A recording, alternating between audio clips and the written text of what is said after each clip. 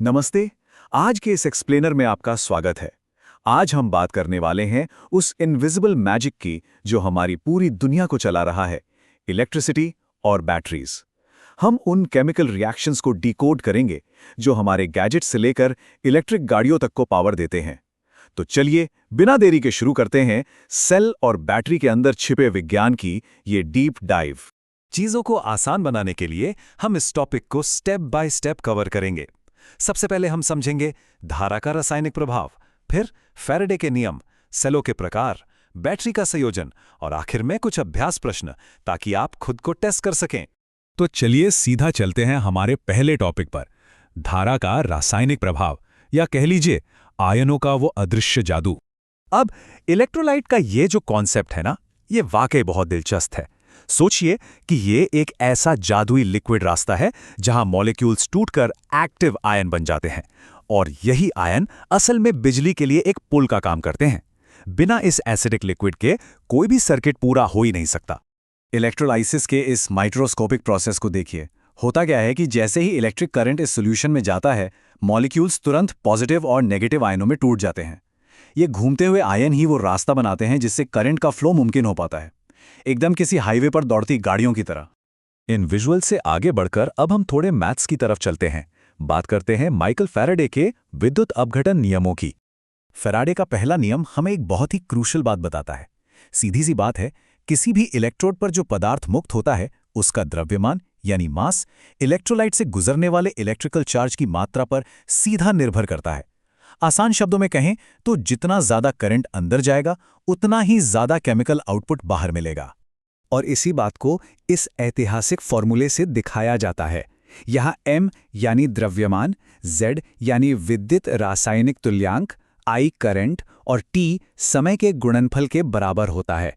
देखा जाए तो ये सिर्फ एक फॉर्मूला नहीं है, बल्कि ऊर्जा के बदलने की एक एकदम सटीक मैथमेटिकल भाषा है।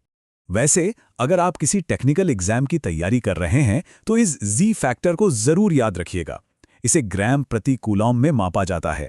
तांबा हो या चांदी, हर मटेरियल का अपना एक अलग जी मान होता है जो ये तय करता है कि बिजली मिलने पर वो कैसा बर्ताव करेगा। अब तक हमने थ्योरी देखी, अब जरा हार्डवेयर पर आते हैं। चलिए समझते हैं सेलों के प्रकार। सेलों को हम मेनली दो कैटेगरीज में बांट सकते हैं। पहले हैं प्राथमिक सेल, जैसे कि हमारे नॉर्मल ड्राई सेल। ये एक वन वे स्ट्रीट की तरह होते हैं, बस एक बार इस्तेमाल करो और फेंक दो। वहीं दूसरी तरफ है द्वितीयक सेल, जैसे कि लेड एसिड बैटरी। ये टू वे स्ट्रीट हैं, यानी आप इन्हें बार बार चार्ज कर सकते हैं। इतिहास में पीछे जाएं तो 1800 ईस्वी में एलेसैंड्रो वोल्टा ने वोल्टेइक सेल बनाया था। डीसी पावर की दुनिया में ये इंसान की पहली सबसे बड़ी छलांग थी। इसी ने एनोड, कैथोड और सल्फ्यूरिक एसिड इलेक्ट्रोलाइट वाले उस बेसिक स्ट्रक्चर की नींव रखी जिस पर आज की बैटरीज काम करती हैं। और हाँ, ये सेल 1.08 वोल्ट की ताकत देता था। लेकिन इन शुरुआती सेलों में दो बड़ी दिक्कतें थीं। पहली थी स्थानीय क्रिया दोष या लोकल एक्शन डिफेक्ट। इसमें जिंक में मौजूद कार्बन की अशुद्धियों की वजह से छोटे छोटे मिनी सेल बन जाते थे जो पावर सोख लेते थे। इसे ठीक करने के लिए जिंक पर पारे या मरकरी की परत चढ़ाई गई। दूसरी प्रॉब्लम थी ध्रुव छादन दोष यानी पोलराइजेशन। इसमें हाइड्रोजन के बुलबुले कॉपर एनोड को पूरी तरह ढक लेते थे। इसका सॉल्यूशन क्या निकला? मैंगनीज डाइऑक्साइड जैसा डीपोलराइजर इस्तेमाल करना। अब बात करते हैं रिचार्जेबल बैटरीज की। इस कैटेगरी में लेड एसिड बैटरी आज भी एक बेजोड़ पावर हाउस मानी जाती है। इसमें पानी और सल्फ्यूरिक एसिड का एकदम सटीक 3:1 3:1 का मिश्रण इस्तेमाल होता है। जब ये पूरी तरह चार्ज होती है तो लगभग 2.2 यानी 2.2 वोल्ट की पावर देती है। बाहरी करंट को बार बार स्टोर और रिलीज करने के लिए ये एकदम परफेक्ट है। एक सिंगल सेल तो करीब 2 वोल्ट ही देता है, तो ज्यादा पावर कैसे पाएं?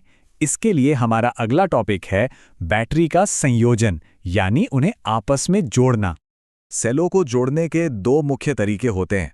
अगर आपको वोल्टेज बढ़ाना है तो सेलों को सीरीज यानी श्रेणी क्रम में जोड़िए, एक सेल का पॉजिटिव दूसरे के नेगेटिव से।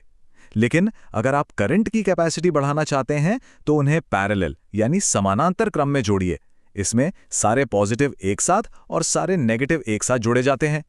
लेकिन यहाँ एक बहुत ही क्रूशियल रूल है जिसे हमेशा याद रखना चाहिए। अलग अलग वोल्टेज वाले सेलों को कभी भी पैरेलल यानी समानांतर क्रम में नहीं जोड़ना चाहिए। उन्हें हमेशा सिर्फ और सिर्फ सीरीज में ही जोड़ा जा सकता है। ऐसा न करने पर सर्किट में गंभीर खराबी आ सकती है। तो थ्योरी और प्रैक्टिकल तो हो गया, अब वक्त है एक छोटे से टेस्ट का। चलिए देखते हैं आपने इस एक्सप्लेनर से कितना कुछ याद रखा है। हमारा पहला सवाल, किसी सेल या बैटरी की कैपेसिटी किस यूनिट में मापी जाती है? और हमारी नॉर्मल कारों में इंजन स्टार्ट करने के लिए आमतौर पे कितनी कैपेसिटी की बैटरी यूज होती है? सोचिए सोचिए। अगर आपने एम्पियर आवर या AH सोचा था तो आप बिल्कुल सही हैं। और कारों में जनरली 35 से 60, 35 से 60 एम्पियर आर की बैटरीज इस्तेमाल होती हैं, जो उस भारी इंजन को स्टार्ट करने के लिए ज़रूरी करंट देती हैं। अब दूसरा सवाल, एक स्टैंडर्ड लेड एसिड बैटरी के इलेक्ट्रोलाइट में पानी और सल्फ्यूरिक एसिड का एकदम सटीक रेशियो क्या होता है? याद कीजिए, हमने अभी कुछ देर पहले ही टू वे स्ट्रीट वाले सेक्शन में इसकी बात की थी। इसका जवाब है 3:1, यानी 3 भाग पानी और 1 भाग sulphuric acid. Lead acid battery अच्छी तरह काम करे और लंबी चले, इसके लिए ये सटीक रेशियो बनाए रखना बहुत ही ज़्यादा ज़रूरी होता है। चलिए अब आखिरी सवाल की तरफ बढ़ते हैं। जिंक की छड़ में कार्बन अशुद्धियों के कारण प्राथमिक सेल में कौन सा दोष आता है और उसे फिक्स करने के लिए किस केमिकल की परत चढ़ाई जाती है? इसे कहते हैं स्थानीय क्रिया दोष या लोकल एक्शन डिफेक्ट। और इसे ठीक करने के लिए अशुद्ध जिंक पर पारे यानी मरकरी की कोटिंग की जाती है। ऐसा करने से बैटरी के अंदर बनने वाले वो छोटे छोटे अवांछित सेल काम करना बंद कर देते हैं। तो देखा आपने, इन बेसिक रूल्स को समझना तो बस एक शुरुआत है। आज जब यही बैटरीज हमारे छोटे से मोबाइल फोन से लेकर विशाल इलेक्ट्रिक गाड़ियों तक को पावर दे रही हैं, तो सोचिए भविष्य में ऐसे कौन से नए और छुपे हुए केमिकल रिएक्शंस डिस्कवर होंगे जो हमारी टेक्नोलॉजी को एक अलग ही लेवल पर ले जाएंगे। इस सवाल के साथ आज का ये एक्सप्लेनर हम यहीं खत्म करते हैं। इस बारे में जरूर सोचिएगा।